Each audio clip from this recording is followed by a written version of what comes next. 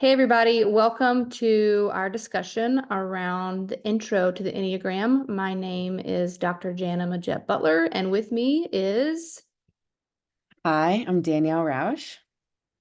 Danielle, and I are putting this course together. And so you're going to be seeing a lot of us throughout these lectures. If you are not familiar with the Enneagram, buckle up, all right, and just hold on to your horses, all of those cliches, because I think you're going to find it a pretty fascinating assessment, if that's what you want to call it. And if you've been in the world of leadership and professional development for a while, then you know we like our assessments. And I think you'll find this one might be a little different than the others that you're familiar with. So we are using this book, The Road Back to You, by Ian Morgan Crone and Suzanne Stable. You will hear from both of them via podcasts and different resources throughout the semester. Let's just be clear. I think that they would not have a problem with me saying that their book is not the end-all be-all, but they are considered experts on the Enneagram. And this book really helped popularize the Enneagram beyond people who were already working with it. I think it helped it spill over from churches and more spiritual disciplines to a wider range of population. So there are other resources and websites out there, but this is the one that we're going to use and be teaching from. A little bit of background. You're not going to be quizzed on this, but I think it's always important to know where something came from so you have an understanding of why we're using it and why people thought we needed it in the first place. And so if you just look at this slide, I think you'll see kind of what I've alluded to in the last slide is there is a spiritual foundation to the Enneagram. It is used a lot in church leadership. I've heard different pastors speak on it, but there's also just a spiritual component to the assessment that really challenges you to look inwardly at who you are at a soul level. And so just take a second and you can just read some of these folks' names. The Chilean fella named Oscar, he is cited several times across different resources as being kind of the first one to get this thing going. And so I love this quote from the book: "To know oneself is about all to know what one lacks. It is to measure oneself against truth and north, either way around. The first product of self-knowledge is humility." And I think you're going to find that theme of humility and knowledge and truth really emerge as we start to dig into this. So what it is and what it isn't. You know, one of the things that we like to do with assessments is as soon as we figure out what we are, we try to figure out what everybody else is, right? This is not a party game, okay? This whole course is designed to help you explore your personal self-leadership, how you lead yourself, and how that spills over into how you're leading others. And so the Enneagram really helps you look inward and reveal parts of yourself that maybe you know they're there, right? And you have or have not wanted to address them. Or maybe you don't know that they're there at all, and it's time that we turn the light on in those spaces. It shows up everywhere, and you're going to find in the book, it also kind of talks about each type in childhood and how we start to see those things as kids. And it's a little scary. I'm sure Danielle would share that with me, but you're like, yeah, this has been around for a while in me. And so it really is just holding up a mirror to you and really examines how we relate to our emotions, really examines what motivates us, right? And so the whole idea of this is not just to try to figure out what people are, right? It's to figure out who you are on a deeper level, right? And then also what I love about it is like, yeah, you're going to find out, maybe you're in a relationship with someone, maybe your boss is, you know, a different type. And as soon as you do start knowing those things, right, and have conversations, the thing I love about this assessment is that your normal is your type and their normal is their type. I'm a 3, Danielle's a 2. And the better and the quicker and the faster we can get ourselves to recognizing like her existing as a 2 is her normal, me existing as a 3 is my normal. And let's just figure out how our two normals can come together, the better off we're going to be. So that's a little bit about the assessment. Danielle's going to share the figure with you. Yes. So I guess full transparency before we get started. When we were talking about starting this class and using the Enneagram, this is the first time I've ever even heard of it and my first time taking the assessment ever. So I'm also here learning with you all. But this is kind of a basic overview of what the Enneagram is. We have the 9 different types. You will obviously be more inclined to want to know the most about yours and learn that. But it also, like Jana just said, is extremely helpful to get to know some of the other types, whether that be, who you're interacting with, who you're in a relationship with, but also we'll get into what the numbers on either side of you also mean. So that's just a little look at what all the names of the types are. And there's also different names used for some of them as well. But this is kind of just the general overview of what that looks like. Yeah, so I know like type 1, some people call it the perfectionist. Type 3, some people call it the performer. So Mhm. you will see words interchanged, and we're going to try to help you with the lingo a little bit, but we also know that we're not going to cover everything that's out there. And so just be mindful of that words might be used differently. Yes. So speaking on the lingo, as I just previously mentioned about some of the numbers on either side of you, obviously your number. So here we have the 2. I'll skip ahead to the wings real quick. So your wing numbers are the ones on either side of your number. So I'm a 2, my wing numbers would be 1 and 3.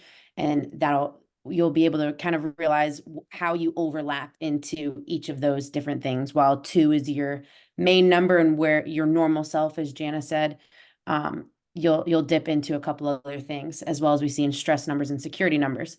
And so your stress number is where you move towards when, it says overtaxed and under fire, but that's exactly it. And as a 2, my stress number is an 8. And so that looks different on me than it does when I'm in a normal, comfortable setting.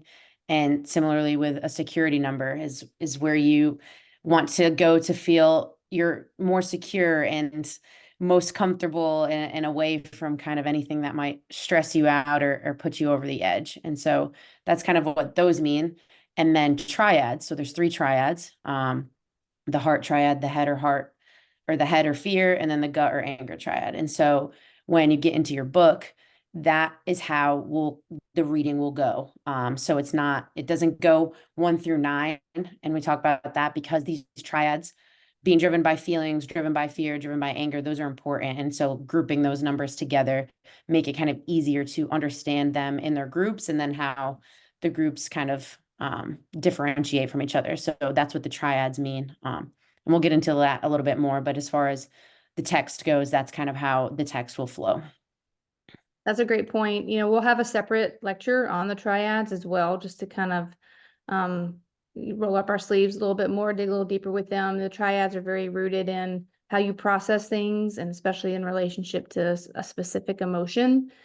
So it's a great point for Danielle to note that the book does start with type 2, right, and work its way through the Enneagram that way. The other thing, Danielle, that I thought of when you were talking was, I've taken the assessment twice. And the first time I took it, I got a 9. And the second time I took it, I got a 3. And so that might happen to you too. I'm not saying you have to take it twice. I was just really caught off guard by the 9. Like, not all of it really resonated with me. And what I realize is 9 is my stress number. And I spent a lot of time in stress. Yay me.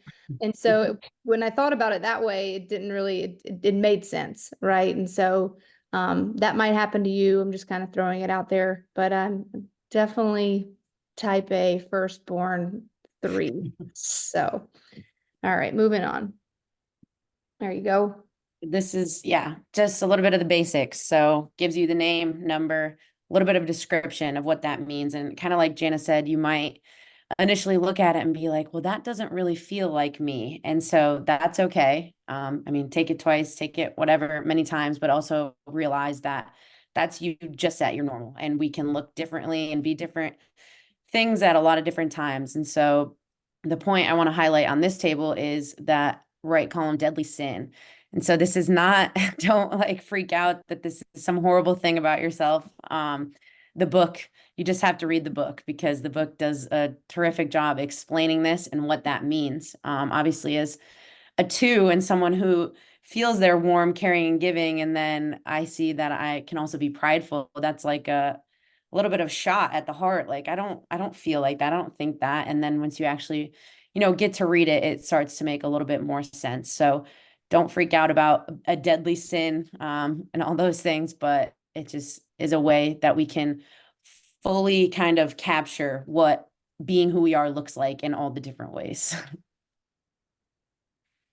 So there's a couple additional resources and scholarly articles about the Enneagram. Like I said, this was my first time ever even being introduced to it. So I was glad to do some more research on it and see where it's been implemented. And so I found an article here about it was a pharmaceutical company that use the Enneagram as part of their leadership and learning community initiative. So how are we going to make our employees be great leaders, which ultimately will build the culture of our company, create, a better atmosphere and a safe environment within our company, and also increase sales and do all those things. So only after 3 months, there was a whole program that involved leadership competencies, and then obviously the Enneagram and how different people have different numbers and types, and learning more about themselves and how they can apply that to working within their teams.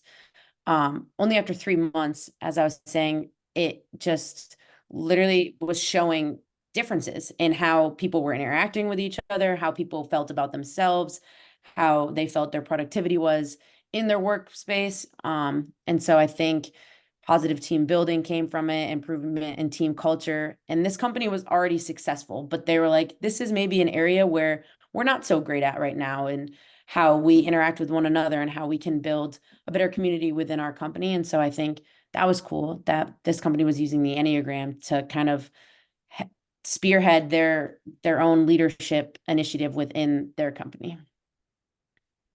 I mean, I think that it's a great example also of what we're talking about, how the popularity of the Enneagram and how people are using it in all different sectors and disciplines, right? Just going to leave you with this. I mean, this course is designed for you to examine your self-leadership. So this quote, as you can see, I felt pretty passionate about it when I read it. This is directly from my book. It says, we must accept the fact that we are not what we would like to be. Guys, we're all on this journey, and we're all trying. You signed up for this course, hopefully because you wanted to get better, right? You're pursuing something. You know that where you are isn't where you want to be, and you care about what kind of leader you are, and you care about how you're leading yourself. And so I encourage you, this semester, this might be a little different than some of the other classes you've taken, right? And so extend willingly, right? Dig a little deeper, communicate vulnerably, and let's just be better versions of ourselves when the course is over. So this is a good little intro for you. Thank you, Danielle. We'll be back soon, and everyone have a great day. Bye.